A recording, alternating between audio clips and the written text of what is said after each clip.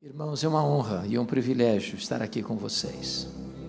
Então nós vamos abrir a palavra, por gentileza, na primeira carta do apóstolo Paulo aos Tessalonicenses, capítulo 4, versos 13 a 18.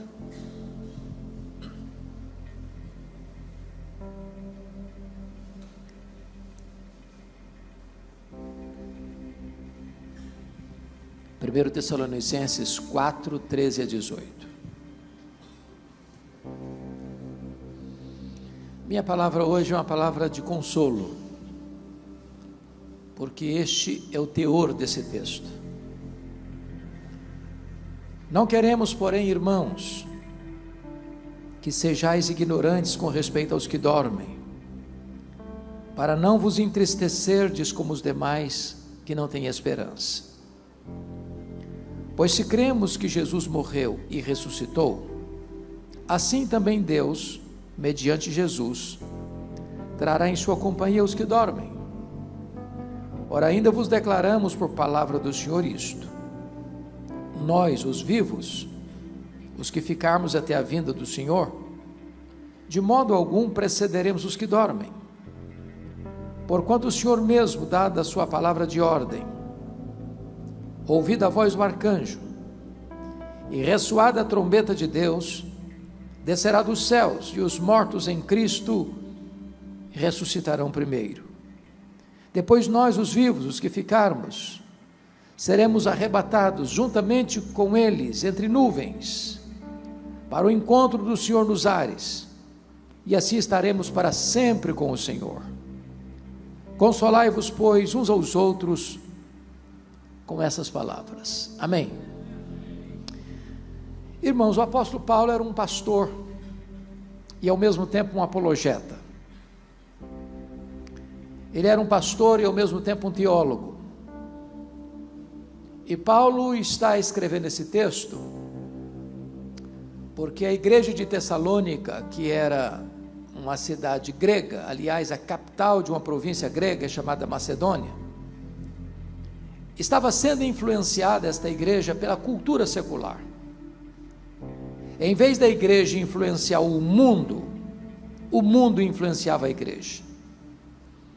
Eu acho que todos vocês sabem que a cultura grega, chamada de helenismo, era marcada por um pensamento central, pilar do pensamento grego, chamado de dualismo. Isso significa que os gregos imaginavam o seguinte: que a matéria que você toca, que você tange, que você pega, apalpa, essa matéria para os gregos era má, essencialmente má. E que o espírito, que é etéreo, que é imaterial, que é impalpável, é intangível, é essencialmente bom. Então, na cabeça de um grego, não era possível você defender três verdades que para nós são essenciais. Primeiro, eles não podiam acreditar na criação, porque eles não podiam pensar que um Deus bom pudesse criar algo mal, uma vez que a matéria para eles era má. Segundo, eles não podiam acreditar na doutrina da encarnação, porque como eles poderiam pensar que Deus, sendo bom, pudesse ter um corpo físico, material, tangível, se a matéria para eles era má? Então eles negavam também a divindade de Cristo. Terceiro, eles não podiam aceitar a ideia de ressurreição. Na cabeça dos gregos, a morte libertava a alma da prisão do corpo. Para eles a morte era uma libertação. Na cabeça deles, enquanto você vive, sua alma, que é santa, boa, pura, está numa masmorra, num cárcere do corpo, que é material. Então, quando a pessoa morria para o grego, essa alma era liberta dessa prisão. Então, na cabeça deles, falar em ressurreição era um contrassenso, era um anticlímax. Era um retrocesso. Então os gregos negavam peremptoriamente a doutrina da ressurreição. O que estava acontecendo? Esse pensamento entrou na igreja, estava formatando a mente de alguns crentes. Então, quando um crente morria, em vez de ter consolo, tinha desesperança, tinha tristeza, tinha pesar. E olha como é que Paulo começa esse texto: não queremos, porém, irmãos, que sejais ignorantes com respeito aos que dormem, para não vos entristecerdes como os demais que não têm esperança. Se a doutrina estiver errada, não tem consolo.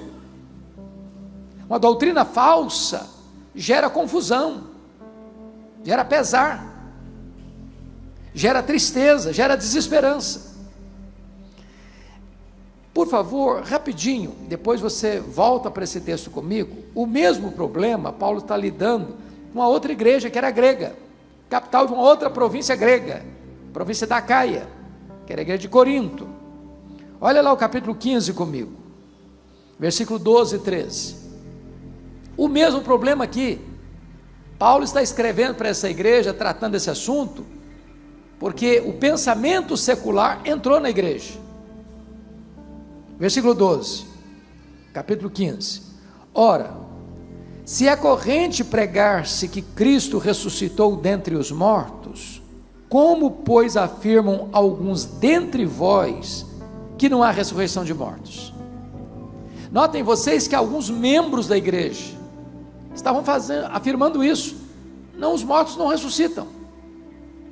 Eles até acreditavam na ressurreição de Jesus, mas não acreditavam na possibilidade de um crente morrer e ressuscitar. Por quê? Porque o pensamento do mundo entrou na igreja. E aí Paulo tem que escrever o mais longo texto da Bíblia de ressurreição, para desfazer esse pensamento equivocado dos gregos, e reafirmar uma verdade: se os mortos não ressuscitam, então Cristo não ressuscitou. E se Cristo não ressuscitou, é vã a nossa fé, é vã a nossa pregação, permanecemos ainda nos nossos pecados, não tem consolo para quem já morreu, e a vida não faz sentido, então comamos e bebamos, porque amanhã morreremos e acabou tudo. Mas de fato Cristo ressuscitou, e Ele é a primícia dos que dormem. Então volta de novo lá para o texto de Tessalônica, por favor, de Tessalonicenses 4. Notem no versículo 13, que Paulo está usando uma figura de linguagem. Não queremos, porém, irmãos, que sejais ignorantes com respeito aos que dormem. Essa palavra dormir é uma figura de linguagem para a morte. A pergunta é: o que dorme? O corpo ou a alma? E a resposta é: o que dorme é o corpo. A metáfora do sono, de dormir, traz duas ideias. Primeiro, quem dorme está descansando. Segundo, quem dorme vai acordar. Se não acordou, não dormiu, morreu.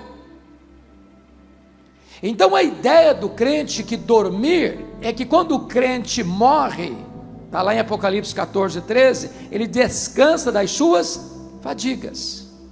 Segundo, quando o crente morre, está claro que a morte não tem a última palavra, e a morte não é a cessação da existência, porque este mesmo corpo que é sepultado, quando Jesus voltar, todos os mortos ouvirão a sua voz e sairão dos túmulos, uns para a ressurreição da vida, outros para a ressurreição do juízo. Então é temporário, não é um adeus, é um até logo. Bom, há muitas pessoas que acham que o que dorme é a alma. Não é a alma que dorme, porque esse é um assunto, irmãos, muito sensível. É a pergunta que mais se faz: o que acontece quando a pessoa morre? Se você perguntar isso para um existencialista ateu, ele vai dizer: morreu, acabou, o homem é só matéria, então morreu, cessou tudo, acabou, não tem mais nada. Se você perguntar isso para uma outra teologia, por exemplo, a romana, você vai dizer assim: morreu, a pessoa não é tão boa para ir direto para o céu, não é tão má para ir direto para o inferno, então vai para o purgatório. Então fica sofrendo, não sabe se 1 ano, se 10 anos, se 100 anos, se 1 milênio, até purgar os pecados e poder entrar no paraíso. Não tem consolo nisso. Se você perguntar para um espiritualista, o que acontece quando a pessoa morre? Bom, morreu, o espírito saiu do corpo, desencarnou, fica vagando, depois reencarna, depois desencarna, depois reencarna, desencarna, reencarna, desencarna, reencarna, num processo ad infinito. Não tem esperança. Se você perguntar para uma outra vertente religiosa, não, morreu, a alma fica dormindo, inconsciente. Bom, mas também não tem esperança. O que a Bíblia diz? A Bíblia diz que quando um crente morre, ele morrer é deixar o corpo para habitar com o Senhor. Morrer é partir para estar com Cristo, que é incomparavelmente melhor. Hebreus diz que quando um crente morre, seu espírito é imediatamente aperfeiçoado para entrar na glória. O que Jesus disse quando ele morreu na cruz? Pai, nas tuas mãos entrega o meu espírito. Mas no mesmo dia ele foi sepultado. O corpo dele foi para um túmulo, mas o espírito dele foi entregue ao Pai. O que Jesus disse para o ladrão à sua direita que se arrependeu? Hoje mesmo estarás comigo? Paraíso. Paraíso não era a sepultura. Paraíso é o céu, é a casa do Pai, é a Nova Jerusalém, é o seio de Abraão, é o lugar de bem-aventurança eterna. Então, Paulo está mostrando para a igreja que quando um crente morre, não é para a gente ficar desesperado, para viver como aqueles que não têm esperança, carimbados pela tristeza. Aliás, você e eu não precisamos ficar fazendo especulação sobre isso, porque há muita especulação. E a primeira razão porque nós não precisamos especular sobre isso, está aí no versículo de número 15, e a primeira verdade que eu quero pontuar, é a revelação. Ora, ainda vos declaramos por palavra do Senhor isto, ou seja, não é uma opinião de um teólogo, não é uma decisão de um concílio eclesiástico, não é uma corrente teológica, é uma revelação de Deus. Deus já se pronunciou sobre o assunto, a palavra dele já traz ensino claro, peremptório, final sobre a matéria, é a revelação de Deus. Então eu não preciso cogitar, eu não preciso especular, eu não preciso ter dúvida. Deus já falou sobre o assunto, é a revelação dele. E talvez um dos assuntos que mais me perguntam, e talvez perguntam ao pastor Júnior, ou perguntam aos irmãos que já são crentes mais maduros na fé, como é que vai ser esse negócio? Como é que vai ser o corpo da ressurreição? Será que nós vamos nos conhecer no céu? Como é que vai ser? Por exemplo, imagine você comigo, morreu um bebê no ventre da mãe, não chegou a nascer, vai ser um feto glorificado no céu? Morreu um bebezinho, acabou de nascer e morreu, vai ser um bebezinho lá no berço celestial? Ou imagine você comigo, uma pessoa que morre depois dos 100 anos, lá em Vitória nós temos uma irmã muito querida, que completou 109 anos, pasmem vocês, enfia linha na agulha sem óculos, com 109 anos, e eu fico com inveja dela, porque se eu tirar o óculos eu não consigo ler minha Bíblia. Será que uma pessoa que morre com mais de 100 anos vai ser um vovozinho, uma vovozinha de bengala no céu? Ou uma pessoa que nasceu sem um membro do corpo, vai ser uma pessoa com o corpo amputado lá no céu?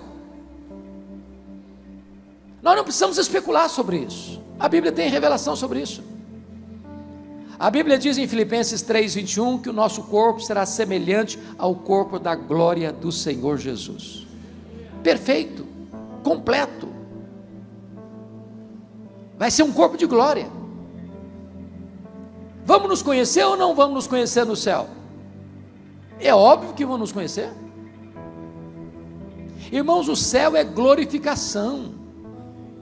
Aqui você e eu conhecemos como que por espelho, obscuramente. Lá conheceremos como também somos conhecidos. Se eu perguntar aqui para a pessoa que tem mais anos de casado: você conhece a sua mulher? Perguntar para o marido. Ou perguntar para a esposa assim: você conhece seu marido? Se a pessoa for honesta, está dizendo: estou conhecendo ainda. Mas deixa eu mudar a pergunta. Os gregos estavam errados. A máxima dos gregos era: conhece-te a ti mesmo. Eu não me conheço. Tem hora que você não fica chocado com você mesmo, não? Tem hora que você não se escandaliza com você mesmo, não? Tem hora que você não se colhe pensando em coisa, não sou eu que estou pensando nisso, não é possível. Deve ser outra pessoa, eu não. Nós não nos conhecemos. Mas no céu, nós vamos ter pleno conhecimento. Agora, alguém dizia: pastor, mas se nós vamos nos conhecer no céu, vai ser muito ruim, porque se eu chegar lá e minha mulher não estiver lá, meu marido não estiver lá, meu pai não estiver lá, minha mãe não estiver lá, meu filho não estiver lá, minha filha não estiver lá, meu vovô, minha vovó não estiver lá, vai perder a graça. No céu não tem lembrança amarga. Deus vai enxugar dos nossos olhos toda a lágrima. Agora, lá no céu nós não vamos ser famílias como somos aqui. Nós vamos nos conhecer, vamos saber quem foi quem. Mas lá no céu você não vai amar mais a sua mulher, ou o seu marido, ou o seu pai, ou a sua mãe, ou o seu filho, ou a sua filha, porque você vai amar Abraão, Isaque e Jacó. Às vezes nós criamos algumas coisas que não estão na Bíblia. Por exemplo, já vi muito isso enquanto em funeral. Morre o marido, já depois de 50 anos de casamento, e a viúva, chorosa, passa a mão nas mãos geladas daquele que partiu e diz: meu querido, daqui a pouquinho eu estou indo. Passando a ideia que o casamento vai continuar no céu. Preste atenção nisso. Casamento é só para aqui, tá? Morreu, acabou. Lá no céu não tem mais casamento. Alguém diz: ufa, até que enfim também, né?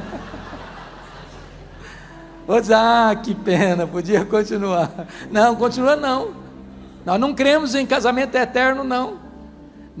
Não tem esse negócio de casados para sempre, não. Casamento é só para esta vida. Mas lá no céu nós vamos ser uma única família. Embora sabendo quem é quem. Porque já imaginou você morar eternamente com alguém sem saber quem ela é? Faz sentido isso? Então Paulo está escrevendo esse texto para consolar a igreja, que por influência de um pensamento humano, secular, da cultura helênica, estava marcada pela tristeza e desesperança. Então quais são os pilares da nossa esperança? Primeiro, é que nós temos revelação de Deus sobre esse assunto. Versículo 15. E está muito claro aí: ora, ainda vos declaramos por palavra do Senhor isto. Ele está tratando o assunto de ressurreição, de segunda vinda, de como vai ser o nosso arrebatamento, a nossa reunião eterna no céu. Mas há um segundo pilar desta esperança nossa, que é a parousia. Olha o verso 16 comigo. Porquanto o Senhor mesmo, dada a sua palavra de ordem, ouvida a voz do arcanjo, e ressoada a trombeta de Deus, descerá dos céus. Irmãos, nós cremos e aguardamos a segunda vinda de Cristo. Isso não é uma quimera, isso não é uma utopia, isso é um fato. Há mais profecia sobre a segunda vinda de Cristo do que sobre a primeira vinda de Cristo. todas as profecias a respeito da primeira vinda se cumpriram literalmente.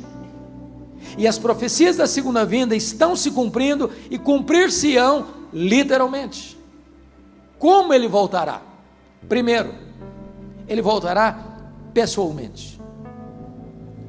Lá em Atos 1:11, quando Jesus vai para o céu, voltando para o céu, indo assunto ao céu, lá no Monte Olival, os discípulos ficam olhando ele subindo nas nuvens, desaparecendo no horizonte, e dois anjos aparecem e perguntam: varões galileus, por que estáis olhando para as alturas? E este mesmo Jesus que viste subir, voltará entre nuvens. Ele não vai mandar um embaixador, não vai mandar Miguel, não vai mandar um anjo, um serafim, um querubim. Ele mesmo voltará pessoalmente. Segundo, a segunda vinda de Cristo não só será pessoal, ela será visível. Apocalipse 1:7 diz que todo olho verá, até aqueles que o traspassaram. Como assim? Quando Jesus voltar, diz a Bíblia, que os mortos ouvirão a sua voz e sairão dos túmulos, uns para a ressurreição da vida, outros para a ressurreição do juízo. Até mesmo Pilatos, até mesmo Anás, até mesmo Caifás, até mesmo Judas Iscariotes, até mesmo todos aqueles que condenaram Jesus à cruz e pregaram Jesus na cruz, ressuscitarão e verão Jesus vindo em majestade e glória. Não haverá sequer uma pessoa que deixará de ver este auspicioso e glorioso acontecimento, a apoteose da nossa fé, a acrópole da nossa esperança, a segunda vinda de Cristo. Terceiro, a segunda vinda de Cristo não só será pessoal e visível, ela será, em terceiro lugar, também audível. Veja você no versículo 16, está graficamente escrito aí: ouvida a voz do arcanjo, ressoada a trombeta de Deus. Talvez nenhum acontecimento da história será tão retumbante, vai ter um sonido tão pomposo, tão glorioso, um estrondo tão audível, que vai ecoar em todos os recantos do planeta, que não vai ter uma caverna tão escura, um quarto tão fechado, um buraco tão profundo, um local tão blindado que esta trombeta não faça chegar o seu sonido. Todo o ouvido ouvirá, assim como todo o olho o verá.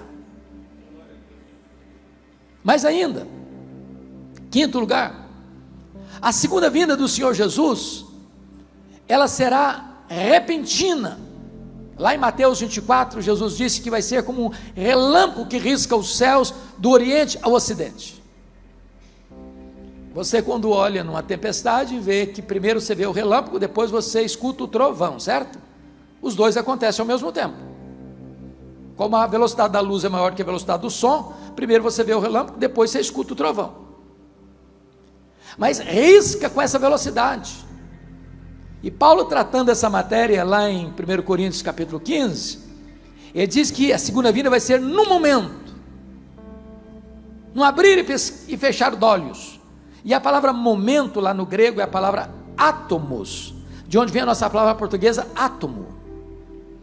Vai ser tão rápido como você abrir e fechar os olhos. Você já percebeu que você pisca sem perceber? Você não consegue contar quantas vezes durante o dia você abriu e fechou os olhos. Isso é automático. Essa palavra é usada também para o faiscar das estrelas ou dardejar da cauda de um peixe. Vai ser com essa rapidez que Jesus vai voltar. Ou seja, não dá para se preparar no último dia. Ou você prepara agora, ou aquele dia pega você de surpresa.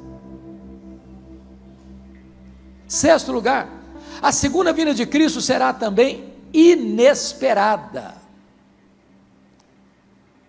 Vai ser como um ladrão que chega sem passar um WhatsApp para você: olha, tal dia, me espere que eu estou chegando na sua casa.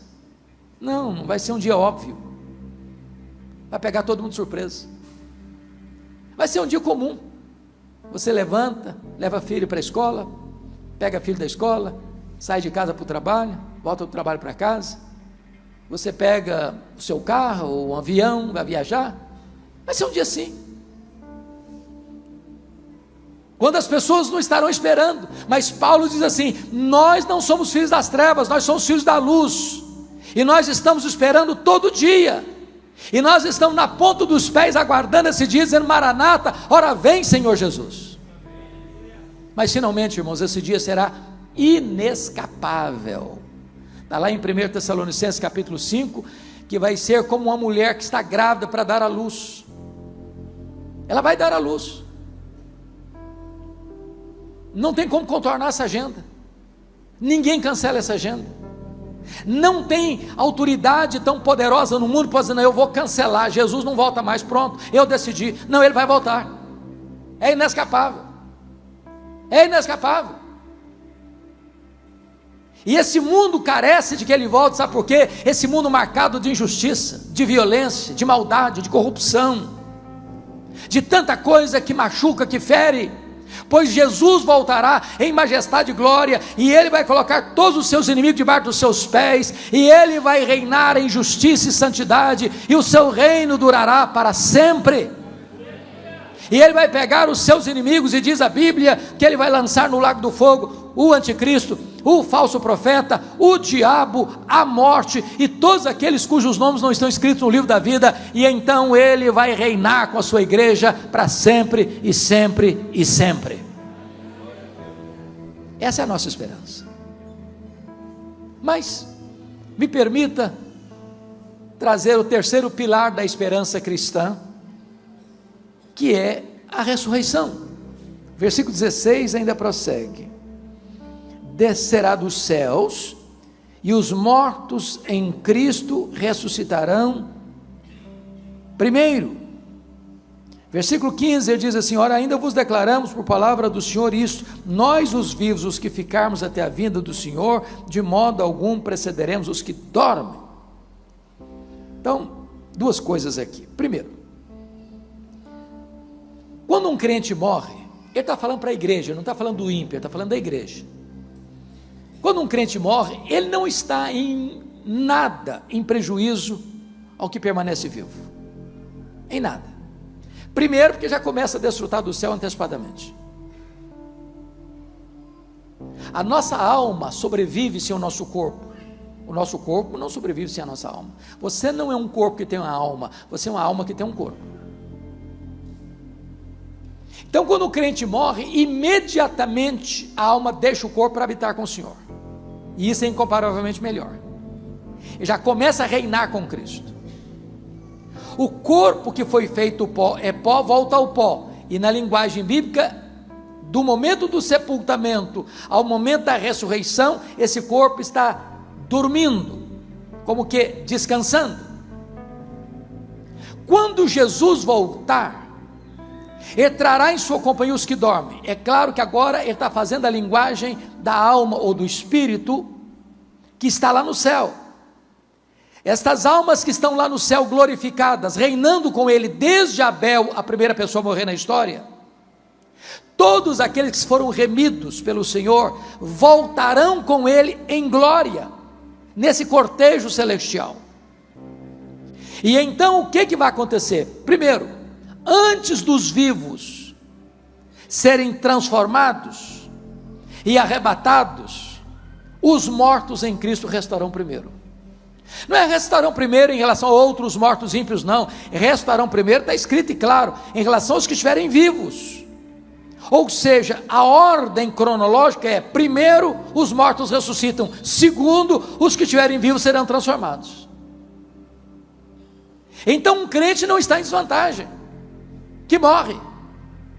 Quando na igreja de Tessalônica morria um crente, e eles estavam sem esperança, e eles estavam tristes, é porque eles não conheciam a verdade liberta, a verdade consola, a verdade traz segurança. É óbvio, meus irmãos, que quando morre um crente, normalmente nós da família, amigos próximos, temos tristeza, e a Bíblia diz que o funeral é um lugar de choro mesmo. Jesus chorou diante da sepultura de Lázaro. Você lê o Velho Testamento todo, havia luto. Mas Tristeza e luto é uma questão momentânea, revelando a nossa humanidade, mas não é desespero, não é insegurança, não é incerteza. Nós temos consolo. Agora, os mortos em Cristo restarão primeiro. A pergunta é: como é que vai ser esse corpo? A Bíblia responde. Como é que vai ser esse corpo? Lá em 1 Coríntios capítulo 15, a partir do verso 34 até o 44, Paulo vai trazer essa resposta de maneira muito bonita, porque Paulo vai fazer uma pergunta retórica: em que corpo vem? Como ressuscita os mortos? Em que corpo vem? Como é que vai ser esse corpo?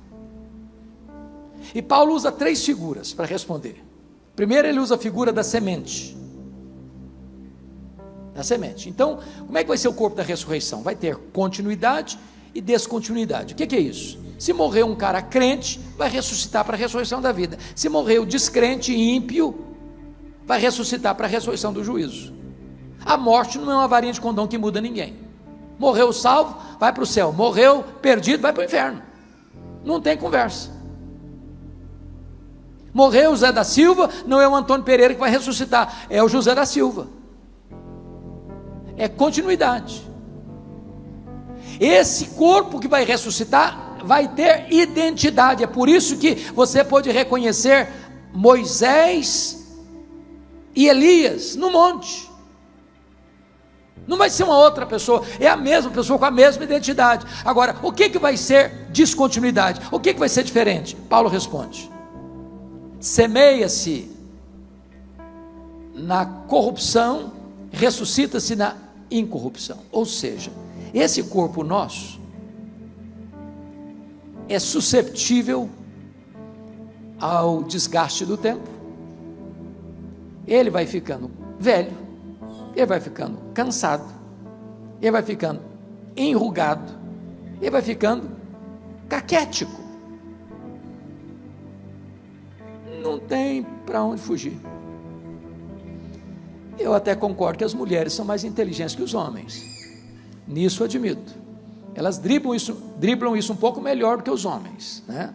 Um bom cosmético dá uma boa trabalhada, né? Às vezes a pessoa acorda como um caos e passa um bom cosmético, vira um cosmos, né?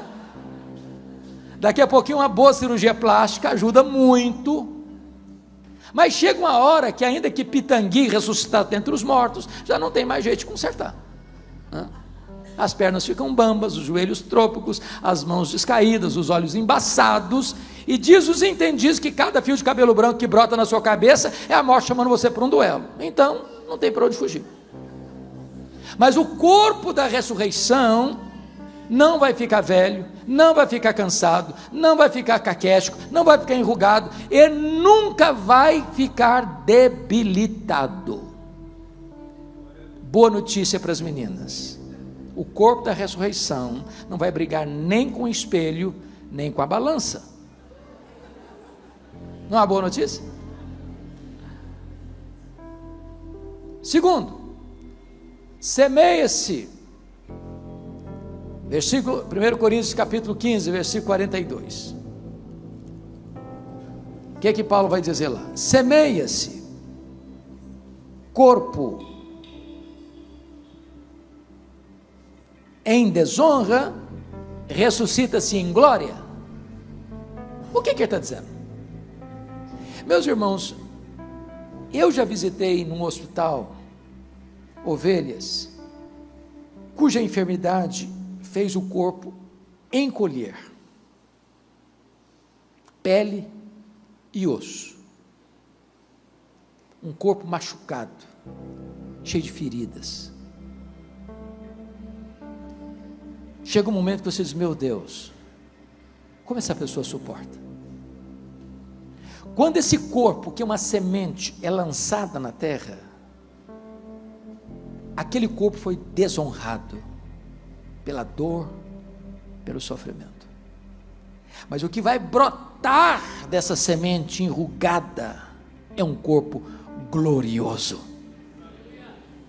E a Bíblia diz lá em Daniel que vai brilhar como astro. Quando João viu o corpo glorificado de Jesus na ilha de Patmos, o rosto dele brilhava como o sol no seu fulgor. Vai ser assim o nosso corpo. Mas olha o versículo 43 comigo de 1 Coríntios 15, que Paulo vai dizer outra coisa: semeia-se em fraqueza, ressuscita-se em poder. Olha que coisa curiosa é o nosso corpo. Dos seres, talvez o mais vulnerável é o ser humano. Já percebeu isso? Nasce um bezerro lá no pasto, o bichinho nasce meio troncho, mas daqui a pouquinho ele já procura a teta da mãe para mamar, e ele já sai andando meio desconcertado, mas daqui a pouquinho ele já está emprumado, daqui a pouquinho ele está correndo. É assim com o gatinho, é assim com o cachorrinho, é assim com os outros animais. Nasce uma criança, olha, tadinho, se ficar por conta própria ele não dá conta mesmo, e não dá conta com 1 mês, não dá conta com 2 meses, não dá conta com 3 meses, não dá conta com 6 meses, não dá conta com 1 ano, não dá.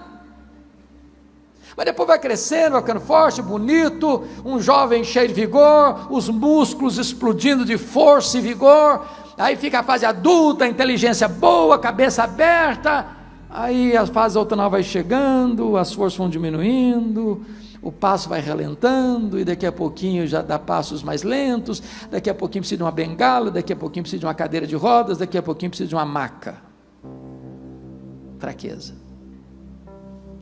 Mas ressuscita-se um corpo de poder, poderoso. Sabe o que significa isso? Jesus entrava numa casa fechada sem precisar abrir a porta. O corpo da ressurreição. Jesus saía lá de Jerusalém, aparecia lá na Galileia, mais de 100 quilômetros, sem precisar percorrer o trecho. Nesse corpo de glória, Jesus foi assunto aos céus entre nuvens, sem precisar pegar um avião, uma jato, uma nave espacial. Assim será o nosso corpo de glória. Você já pensou que coisa fantástica? Me permita dizer isso. Tem gente que acha que vai chegar no céu, vai tomar água de canudinho do rio da vida e nunca mais vai precisar trabalhar. Deixa eu dizer uma coisa para você: se você não gosta de trabalhar, você está encrencado, que lá no céu nós vamos trabalhar. Os seus servos os servirão, diz a Bíblia. Sabe o que me encanta? É que nesse corpo tão frágil que nós temos, diz o nosso íntimo amigo Albert Einstein, que nós não usamos sequer 10% da nossa capacidade. Agora, se nós não usamos 10% da nossa capacidade, o homem é capaz de fazer coisas tão fantásticas. Você já pensou você num corpo 100% turbinado pela glória de Deus, o que você não vai conseguir fazer? Sem qualquer limitação. E você vai poder habitar uns novos céus e a nova terra. Vou dar uma pulada no céu, vou dar uma pulada na terra. Foi. É por isso que nós cantamos um hino clássico: nem metade da glória celeste jamais se contou ao mortal. Nós aguardamos a ressurreição, nós cremos na ressurreição. Essa é uma verdade fundamental do cristianismo. Mas me permita compartilhar com vocês o 4º pilar da esperança cristã. Primeiro é a revelação de Deus. Segundo é a parousia, segunda vinda. Terceiro é a ressurreição. 4º lugar, volta lá para mim, para Tessalonicenses capítulo 4, versículo 13 a 18. É o arrebatamento da igreja. Olha o versículo 17. Então, pegando o contexto, versículo 16 e 17 juntos. Porquanto o Senhor mesmo, dada a sua palavra de ordem, ouvida a voz do arcanjo, ressoada a trombeta de Deus, descerá dos céus, os mortos em Cristo restarão primeiro, depois nós os vivos, os que ficarmos, seremos arrebatados juntamente com eles entre nuvens. Fica até aqui. Essa palavra arrebatamento, irmãos, é uma palavra que tem uma conotação teológica do século XIX para cá. Qual a conotação teológica? É que surge no século XIX, com John Nelson Darby, uma ideia de que a segunda vinda de Cristo será em 2 turnos. Primeiro turno, um arrebatamento secreto. Segundo turno, a segunda vinda visível. Até agora vai ser lançado um filme no Brasil, Deixados para Trás, com base na obra do Tim LaHaye, com essa ideia. É aquela ideia lá do hino, o mercado está vazio, seu trabalho já cessou. A ideia de que você está dentro de um avião e de repente o piloto é crente, Jesus arrebata a igreja, o piloto desaparece, o avião fica desgovernado no ar. Ou a ideia de que nós estamos aqui num auditório de 1000 pessoas e de repente só a metade aqui é salva e 500 pessoas desaparecem aqui. E os outros ficam olhando, cadê? Onde foi? Para onde foi? Então só depois de 7 anos de muita tribulação é que Jesus volta visivelmente. Com respeito, e respeitamos as pessoas que pensam diferente de nós, amamos e respeitamos profundamente, mas penso que não é isso que Paulo está tratando. Paulo não está aqui falando que vai ter um arrebatamento secreto e depois, bem depois, vai ter uma segunda vinda visível. Não é isso que ele está tratando. O que ele está tratando é que a segunda vinda de Cristo vai acontecer uma única vez.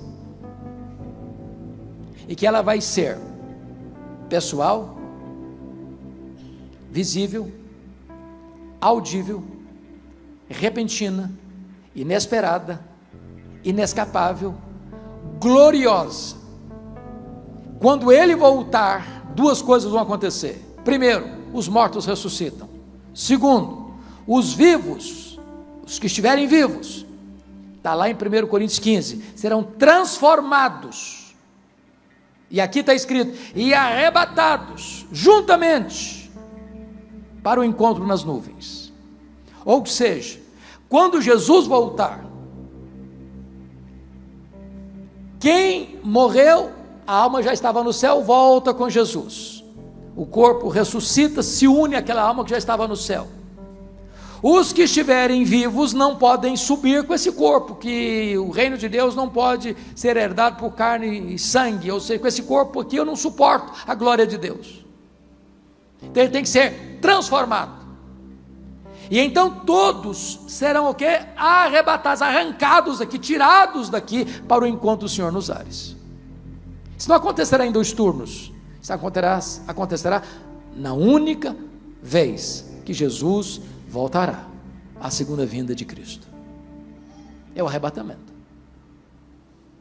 Seremos arrancados daqui, porque aqui não é a nossa casa, aqui não é o nosso lar, aqui não é a nossa pátria, aqui nós somos peregrinos, aqui nós estamos apenas de passagem. A nossa pátria está no céu, a nossa recompensa está no céu, a nossa herança está no céu, o nosso Senhor está no céu, e é para o céu que nós iremos. Isso Paulo está lidando com a igreja para fazer o que com ela? Para tirar da cabeça dos crentes a ideia grega de que os mortos não ressuscitam. Se os mortos não ressuscitam, então morreu, não tem esperança. E eu termino com a palavra de Paulo no versículo 18. Ele que começa o texto alertando para o perigo de ficar triste e não ter esperança. Agora, depois que a igreja recebe a instrução da verdade, ele diz assim: consolai-vos, pois, uns aos outros com estas palavras. Em vez de você ser um agente do desespero e da tristeza, agora você é um embaixador da consolação. A minha oração é que nesta noite o Deus de toda graça console o seu coração e que faça de você um consolador. Que Deus nos abençoe. Amém. Me diz o que você achou. Você concorda com a abordagem dada pelo reverendo Hernandes Dias Lopes?